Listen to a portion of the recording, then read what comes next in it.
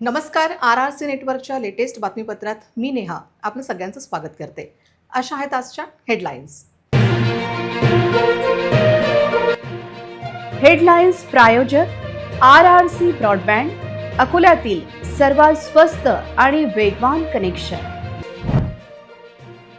4 wheeler चोरट्यांची high profile चोरी, alarm system hack करत Creta आणि हॅरियर लंपास.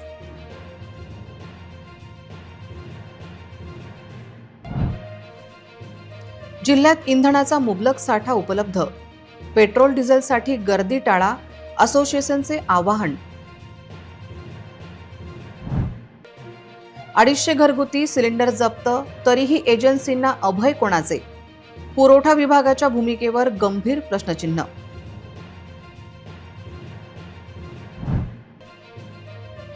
तत्काळ अधीक्षकांचा डीडी कार्यालयात आत्मदहनाचा प्रयत्न, आरोग्य विभागात मोठी खळबळ, चौकशीची मागणी पुढे. पाण्याच्या शोधात आलेला बिबट्या विहिरीत जेरबंद, रेस्क्यू ऑपरेशनचा थरार कॅमेऱ्यात कैद. आता सविस्तर बातम्या. अकोल्यात 4 व्हीलर चोरट्यांनी अक्षरशः हैदोस घातला आहे. चक्क तंत्रज्ञानाचा वापर करत पोलिसांसमोर मोठे आव्हान उभे केले आहे. सिंदीकॅम्प परिसरातून एका लॅपटॉपच्या मदतीने अवघ्या काही मिनिटातच आलिशान कार लंपास केल्याची खळबळजनक घटना उघडकीस आली आहे. एक नाही तर या चोरट्यांनी एक क्रेटा आणि दुसरी हॅरियर चोरी केली आहे. चोरट्यांनी प्रथम उभ्या असलेल्या कारची काच फोडली. त्यानंतर लॅपटॉपचा वापर करून गाडीची अलार्म सिस्टम हॅक केली. त्यामुळे कार चोरी करताना वाजणारे सायरन बझर वाजले नाही. त्यानंतर काही क्षणातच गाडी सुरू करून चोरटे पसार झाले. सिंदीकॅम्प परिसरात नितीन नेभानी, गोवर्धन आखरे या दोघांच्या 4 व्हीलर एकाच दिवशी चोरट्यांनी रात्रीतून लंपास केल्या. चोरीचा हा संपूर्ण घटनाक्रम परिसरातील सीसीटीव्ही कॅमेऱ्यात कैद झाला असून त्याद्वारे पोलीस आता चोरट्यांचा शोध घेत आहेत. तपासात असे समोर आले आहे की या गुन्ह्यासाठी वापरलेली चोरट्यांची स्वतःची गाडी देखील एका शोरूममधून चोरलेली होती. अकोल्यातील वाढत्या वाहन चोरीच्या घटनांमुळे नागरिकांमध्ये भीतीचे वातावरण आहे. खदान पोलिसांनी या प्रकरणाची गुन्हा दाखल केला असून पुढील तपास सुरू आहे. हाय प्रोफाईल 4 व्हीलर चोरट्यांना अकोला पोलीस केव्हा अद्दल घडविते याकडे कार मालकांचे लक्ष लागले आहे. अमेरिका इराणमध्ये युद्ध सुरू आहे.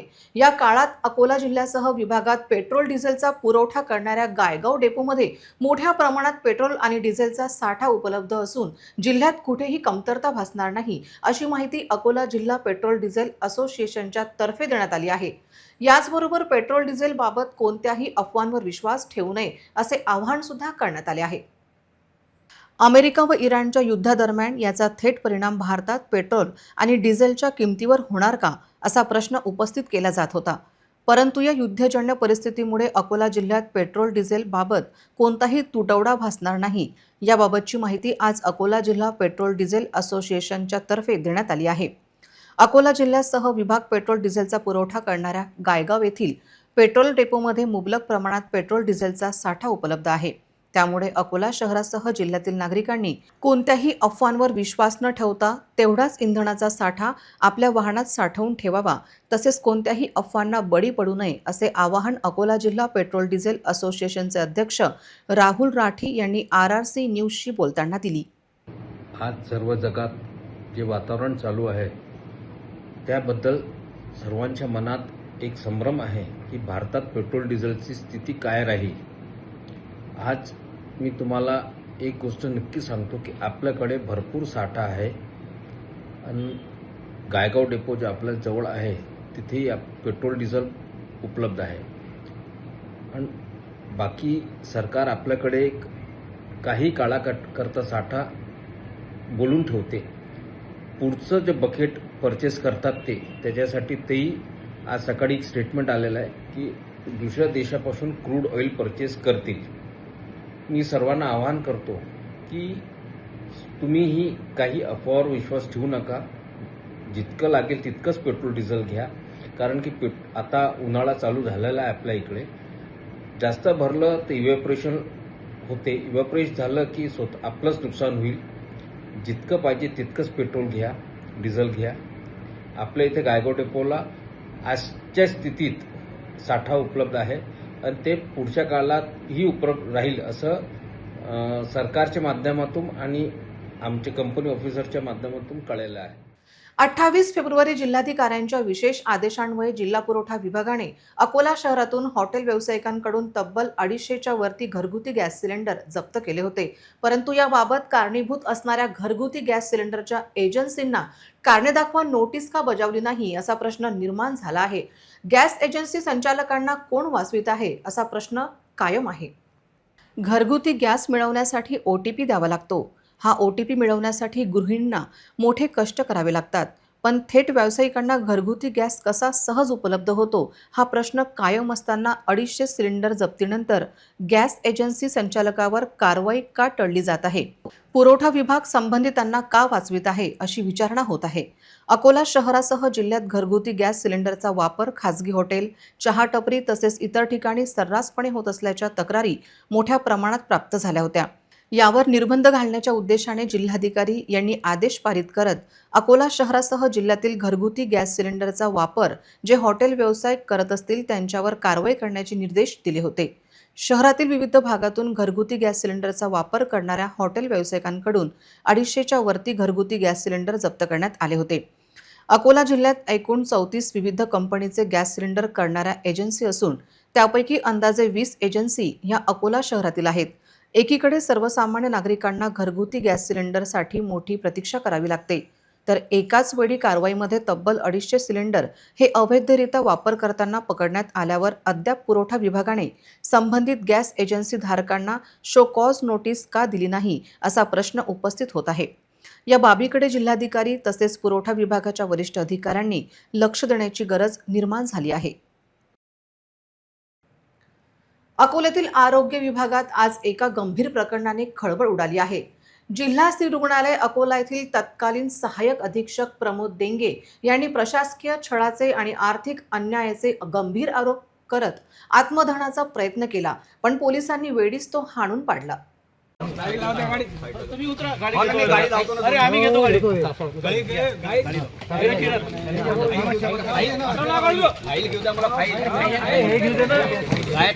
बॉटल द्या मला तुम्ही बॉटल पण द्या मला नाही मला बॉटल देऊ द्या ना. मी मांडतो ना, मी तुम्हाला कोऑपरेट करतोय साहेब. मला बॉटल माझ्याजवळ द्या. मी कोऑपरेट करतोय, मला बॉटल माझ्याजवळ द्या तुम्ही साहेब. बॉटल द्या ना, मी कोऑपरेट करतोय ना. जे मांडायचं ते मांडतो, जे मांडायचं ना ते मांडतो. मला बॉटल द्या तुम्ही पहिले. साहेब हे बघा, साहेब हे बघा, मी कोऑपरेट करायला तयार आहे तुम्हाला. फक्त मला बॉटल द्या. त्यांनी जर ऍग्री नाही केलं तर मी करा, त्यांनी ऍग्री केलं तर मी करणार नाही. बस तसं नाही. असं कसं कधी अन्याय करतील तर मी सहन करू का? मी अन्याय सहन करू का साहेब? 8 महिन्यापासून हा माझी बॉटल द्या ना माझ्याजवळ तुम्ही. मी अन्याय सहन करू का सांगा मला तुम्ही. सध्या यवतमाळ जिल्ह्यातील लोहो ग्रामीण रुग्णालयात कार्यरत प्रमोद देंगे यांना आरोग्य उपसंचालक कार्यालयासमोर थांबविण्यात आले. पोलिसांनी त्यांच्या आत्मदहनाची नोटीस मिळाल्यानंतर पोलिसांनी तगडा बंदोबस्त तैनात केला होता. माझी फाईल द्या आणि बॉटल द्या अशी वारंवार मागणी प्रमोद देंगे करत होते. शासकीय रक्कम भरण्यास विलंब झाल्याचा ठपका ठेवून त्यांना निलंबित करण्यात आले होते. मात्र देंगे यांचा दावा आहे की त्यांनी या रकमेबाबत सविस्तर स्पष्टीकरण आणि आवश्यक दस्तऐवज सादर केले होते. तरीही त्यांच्यावर अन्यायकारक कारवाई करण्यात आली. 15 सप्टेंबर 2025 पासून त्यांना ना वेतन मिळाले, नाही निर्वाह भत्ता मिळाला. त्यामुळे ते प्रचंड आर्थिक अडचणीत सापडले आहेत. स्वतःचे 4,51,000 रुपये आणि 42,000 रुपये अद्याप परत मिळाले नसल्याची त्यांची तक्रार आहे.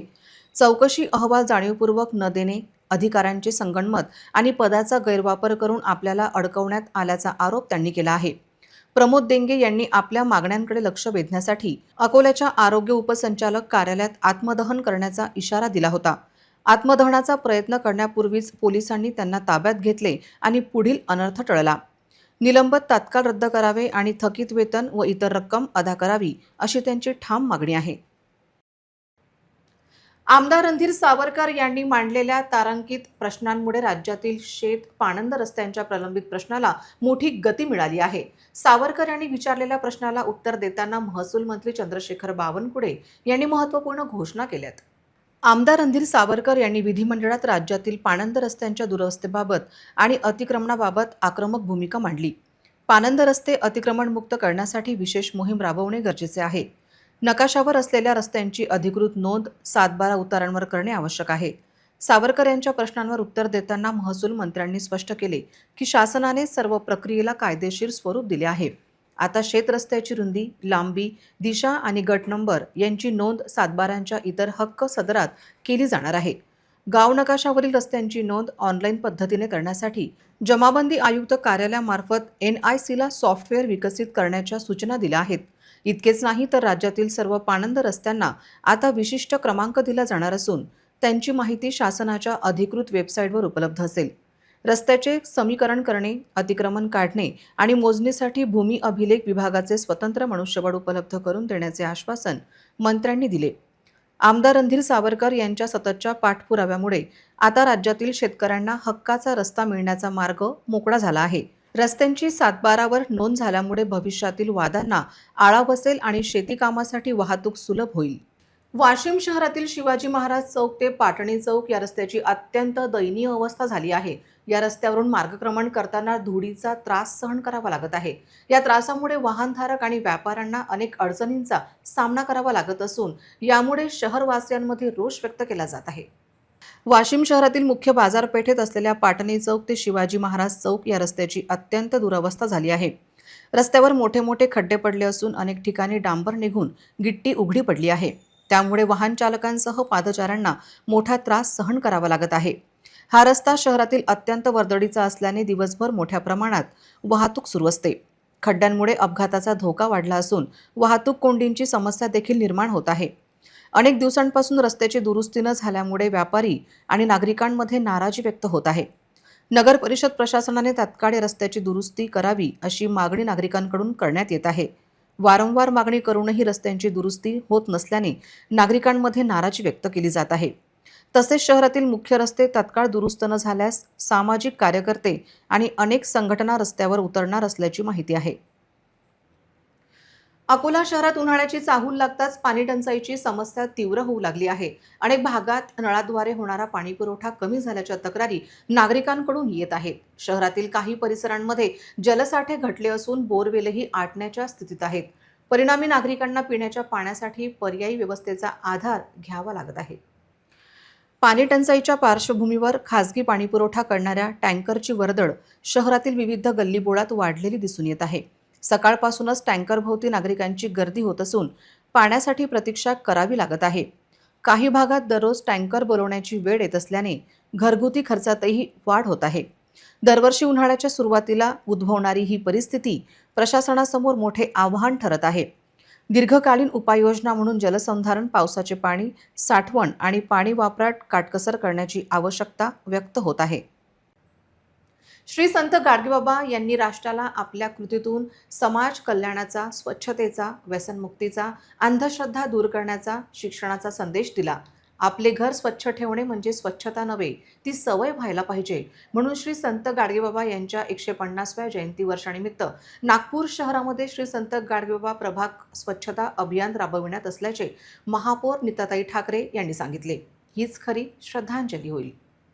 श्री संत गाडगेबाबा बहुउद्देशीय सेवा संस्थाद्वारा आयोजित श्री संत गाडगेबाबा यांची 150वी जयंती मोठ्या उत्सवात नागपूरच्या शिक्षण सहकारी बँक सभागृह येथे साजरी करण्यात आली.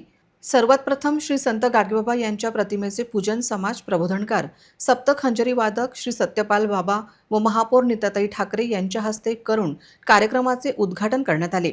याप्रसंगी आमदार प्रवीणजी दटके, धोबी समाजाचे नेते संजय भिलकर, तेलुगू धोबी समाजाचे प्रदेश अध्यक्ष गोपी अण्णा चाकर, झरिया धोबी समाजाचे छोटू निर्मलकर, गणेश रामटेककर, किशोर चव्हाण, श्याम तुर्के, परीक्षित चिलाटे, नितेश रामटेकर, दिनेश सगनपात्रे, भैयालाल ताकोते, भीमराव पात्रीकर, शरद ताकोते, भीमलाल दूधमोगरे, अशोक चौरशिया, शंकरराव श्रीपात्रे प्रमुख पाहुणे म्हणून उपस्थित होते.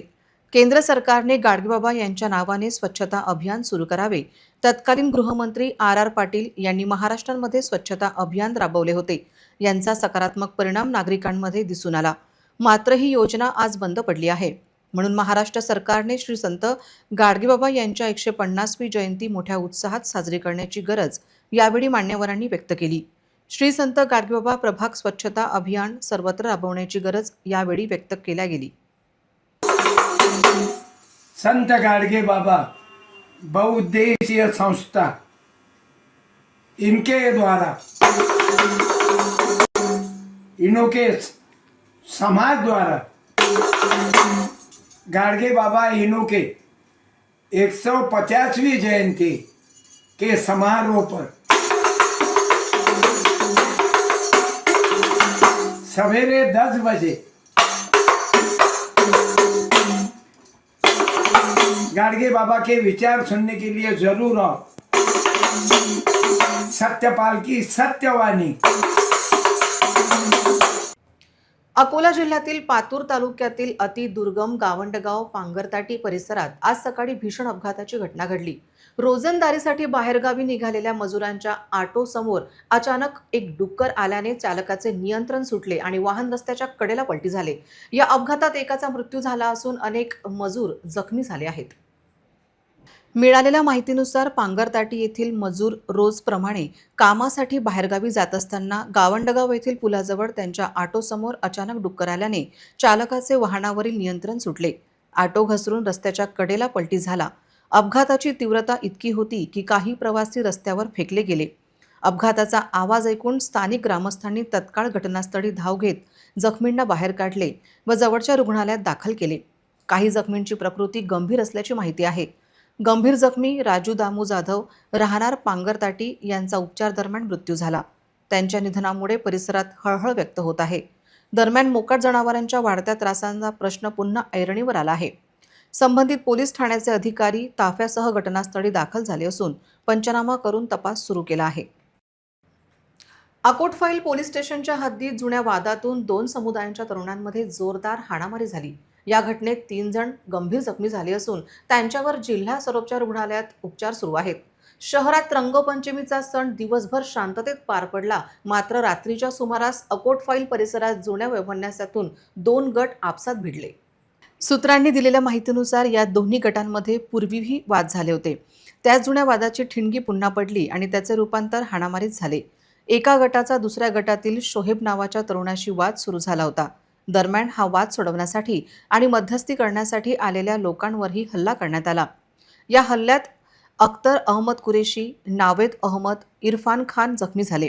या तिघांना प्राथमिक उपचारानंतर तातडीने सर्वोपचार रुग्णालयात दाखल करण्यात आले आहे। घटनेनंतर परिसरात काही काळ तणावाचे वातावरण निर्माण झाले होते। माहिती मिळताच पोलिसांनी घटनास्थळी धाव घेत परिस्थिती नियंत्रणात आणली। या घटनेनंतर आधी अकोटफैल पोलीस स्टेशन समोर आणि नंतर सर्वोपचार रुग्णालयात परिसरात नागरिकांनी या जखमींच्या नातेवाईकांनी मोठी गर्दी केली होती। जुन्या वादामुळे वारंवार घडणाऱ्या अशा घटनांनी परिसरात चिंतेचे वातावरण निर्माण झाले होते। सध्या परिसरात पोलिसांचा मोठा बंदोबस्त तैनात करण्यात आला आहे। या प्रकरणी दुसऱ्या गटातील एका व्यक्तीला अटक करण्यात आली असून पोलीस पुढील तपास करत आहेत। परिसरात सध्या शांतता असून नागरिकांनी कोणत्याही अफवांवर विश्वास ठेवू नये असे आवाहन अप्पर पोलीस अधीक्षक चंद्रकांत रेड्डी यांनी केले आहे। अकोटफाइल का परिसर में शोएब और शुभम कौले, नकुल कौले, सतीश कौले, इनका बीच में झगड़ा हुआ था। फिर बाद में शोएब उनको घर के आसपास गया, उधर लोग इकट्ठा होने के बाद शुभम कौले ने चाकू दाखून फिरले होते। उस टाइम पर अख्तर कुरैशी, नाविद शेख, इरफान खान, इस तीनों को इंजरी हो गई। फिर इंजरी होने के बाद तुरंत उधर पुलिस पहुंचे और पुलिस पहुंचने के बाद एक आरोपी को ताबीयत में लिया था और इस 3 जन को हॉस्पिटल में भेज दिया और उनको इलाज भी हो गया। इलाज होने के बाद अभी पुलिस स्टेशन में आया। अभी तकरार दे रहे क्या क्या घटना हुआ, तकरार चालू है। और अभी अकोटफाइल का परिसर में और सोशल मीडिया में जो भी रूमर फैल रहे उसके ऊपर कुछ भरोसा करने की जरूरत नहीं है। अभी अकोटफाइल परिसर पूरा शांत है और इधर कुछ भी दंगा का वातावरण वगैरह कुछ भी नहीं है।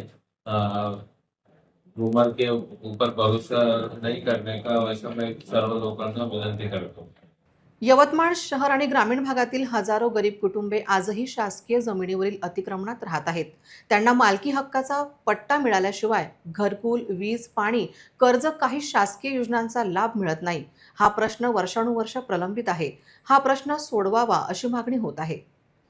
विधानसभेत यवतमाळचे आमदार बाळासाहेब मांगुळकर यांनी सरकारला थेट आवाहन दिलं। ते म्हणाले, शहरात 1790 कुटुंबे आणि खासगी जमिनीवर 747 कुटुंबांची पट्टे प्रकरणे अडकली आहेत. ग्रामीण भागातील गावठाण अतिक्रमणधारक कुटुंबियांनाही अद्याप पट्टे मिळालेले नाहीत. या लोकांना पट्टा मिळाला तरच त्यांचे जीवन सुरक्षित होईल. घरकुल योजना, बँक लोन, मूलभूत सुविधा सगळं थांबलंय. आमदार मांगुळकर यांनी सरकारला सांगितलं, तातडीने सर्व प्रकारचा आढावा घ्या. पात्र कुटुंबांना वेळबद्ध कार्यक्रमाने पट्टे वाटा. विशेष मोहीम राबवा आणि प्रशासनावर जबाबदारी निश्चित करा. गरजू आणि गरीब कुटुंबांना त्यांचे हक्काचे घरकुल आणि मालकी हक्क देणे ही शासनाची जबाबदारी आहे. याबाबत त्वरित सकारात्मक निर्णय घ्यावा, असं त्यांनी ठासून सांगितलं. हा मुद्दा यवतमाळमधील हजारो कुटुंबांच्या भविष्याची निगडीत आहे. सरकार कधी पावले उचलतंय हे पाहणं महत्त्वाचं आहे. माझ्या मतदारसंघात यवतमाळ शहर तसेच ग्रामीण भागातील शासकीय जमिनीवरील अतिक्रमणधारक वस्त्यांना पट्टे वाटपाचा प्रश्न गेल्या अनेक वर्षापासून प्रलंबित आहे. आजही हजारो कुटुंब मूलभूत हक्कापासून वंचित आहे.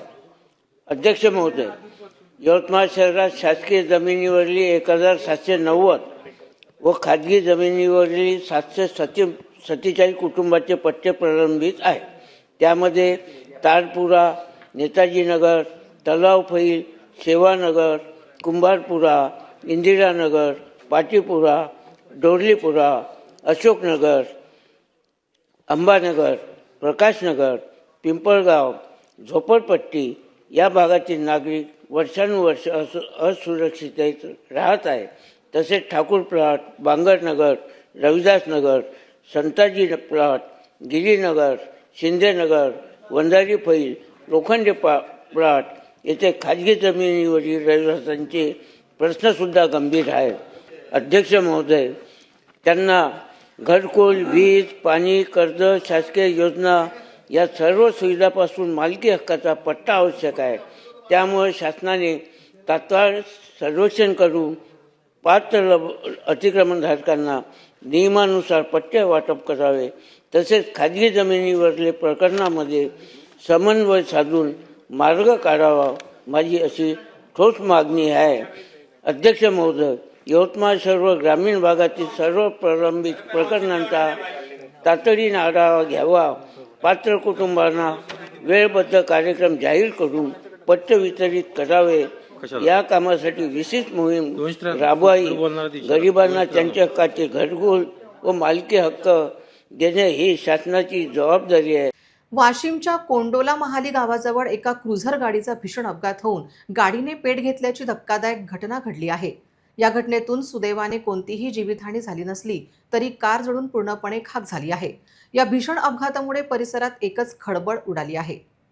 वाशिमच्या कोंडाला महाली गावाजवळून जात असताना चालकाचे वाहनावरील नियंत्रण सुटले आणि क्रुझर कारचा भीषण अपघात झाला. अपघातानंतर काही वेळातच कारने अचानक पेट घेतला.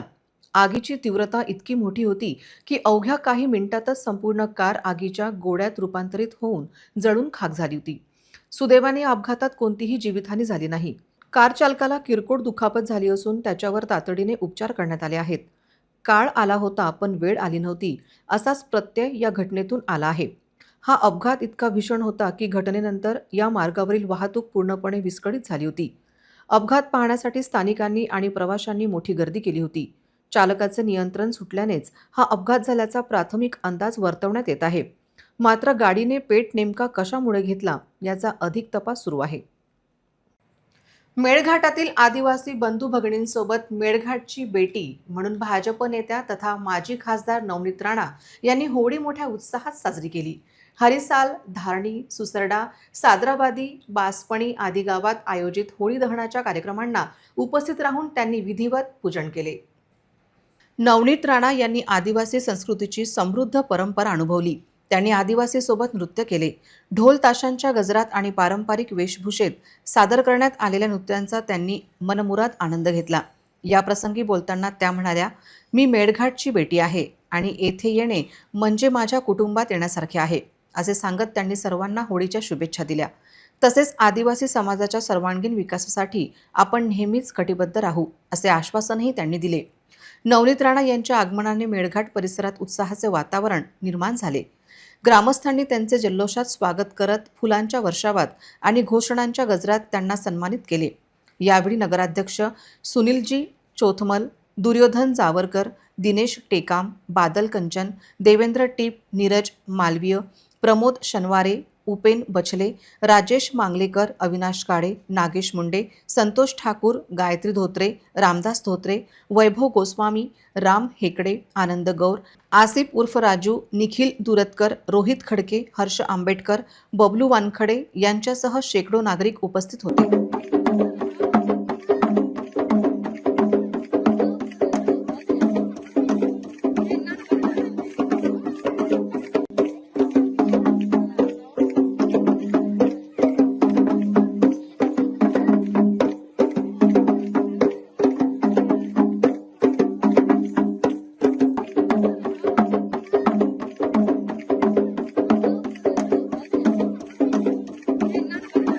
यवतमाळ जिल्ह्यातील नेर वनपरिक्षेत्रात आज सकाळी एक थरारक घटना घडली. बाणगाव येथील शेत शिवारात पाण्याच्या शोधात आलेल्या बिबट्या चक्क विहिरीत पडल्याने परिसरात एकच खळबळ उडाली. सुदैवाने वनविभागाच्या तत्परतेमुळे बिबट्याला जीवनदान मिळालं. यवतमाळ जिल्ह्यातील नेरवण परिक्षेत्रात शेतकरी विक्रम राठोड यांच्या शेतातील विहिरीत हा बिबट्या पडल्याने सकाळी निदर्शनास आले. विहिरीत पडताच जीव वाचवण्यासाठी बिबट्याने आत असलेल्या पाईपला घट्ट पकडून ठेवले होते. ही बाब लक्षात येताच ग्रामस्थांनी तत्काळ वन विभागाला माहिती दिली. घटनेची माहिती मिळताच नेर वनपरिक्षेत्रातील वनाधिकारी आणि रेस्क्यू टीम घटनास्थळी दाखल झाले. परिसरात मोठी गर्दी झाल्याने प्रथम सुरक्षेची काळजी घेण्यात आली. त्यानंतर दोरखंड आणि विशेष साधनांच्या मदतीने बचावकार्य सुरू करण्यात आले. काही वेळाच्या प्रयत्नानंतर अखेर बिबट्याला सुरक्षितपणे विहिरीबाहेर काढण्यात यश आले. प्राथमिक अंदाजानुसार पाण्याच्या शोधात असताना तोल जाऊन बिबट्या विहिरीत पडला असावा. पुन्हा एक नजर टाकूया आजच्या प्रमुख घडामोडींवर.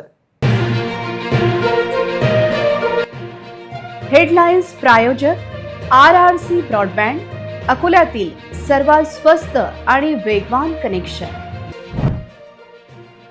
4 व्हीलर चोरट्यांची हाय प्रोफाईल चोरी, अलार्म सिस्टम हॅक करत क्रेटा आणि हॅरियर लंपास.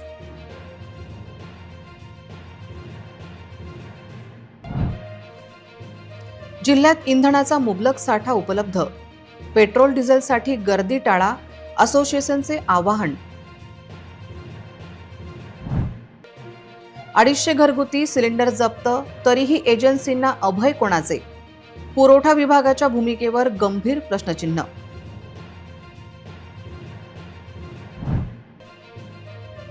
तत्काळ अधीक्षकांचा डीडी कार्यालयात आत्मदहनाचा प्रयत्न, आरोग्य विभागात मोठी खळबळ, चौकशीची मागणी पुढे.